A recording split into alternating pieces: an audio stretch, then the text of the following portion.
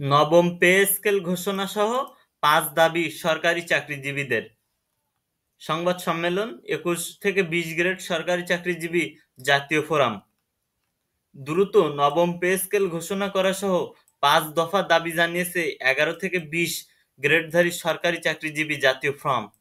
শুক্রবার জাতীয় প্রেস ক্লাবের সংবাদ সম্মেলনে এসব দাবি তুলে ধরা হয়। এতে লিখিত বক্তব্য পাঠ করেন ফোরামের সভাপতি মোহাম্মদ মিরাজুল ইসলাম।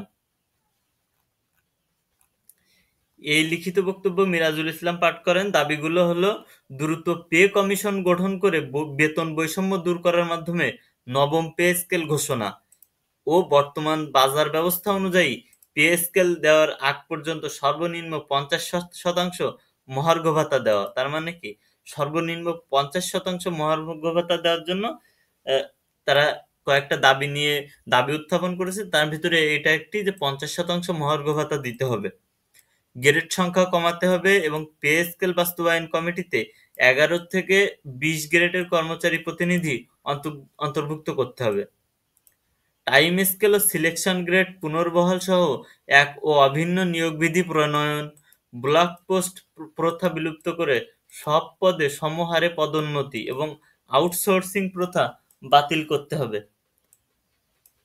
সংবাদ সম্মেলনে বলা হয়, সব দপ্তর, অধিদপ্তর, পরিদপ্তর, স্বায়ত্তশাসিত প্রতিষ্ঠান ও কর্পোরেশনে কর্মরত কর্মচারীদের সচিবালয়ের মতো পদবি ও গ্রেড দিতে হবে।